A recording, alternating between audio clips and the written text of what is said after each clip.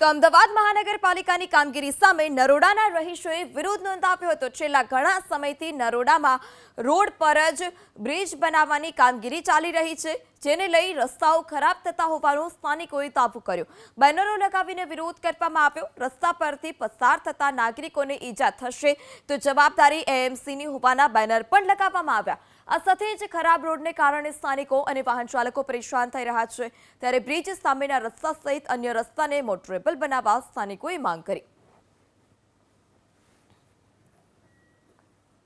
આટલા ગાબડાને કોઈ ભરી નથી શકતું, એટલે જોઈ શકો છો કે અમદાવાદ મ્યુનિસિપલ કોર્પોરેશન પોતાના કાર્યની અંદર કેટલા નિષ્ફળ છે। 15 અરજીઓ કરવા છતાં પણ કોઈ સાંભળતું નથી। આ તો એક માણસની રજૂઆત છે।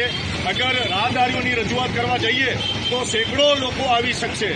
4 દિવસ પહેલા હું ગાડી લઈને નીકળ્યો અહીંયા ગાને, એટલે વધારે ભીડ હોવાના કારણે મેં ગાડી સાઈડમાં દઈ, પણ કંકરના કારણે ગાડી મારી સ્લીપ થઈ ગઈ એટલે હું પડી ગયો એટલે પાછળના મક્કાના ભાગની અંદર માગી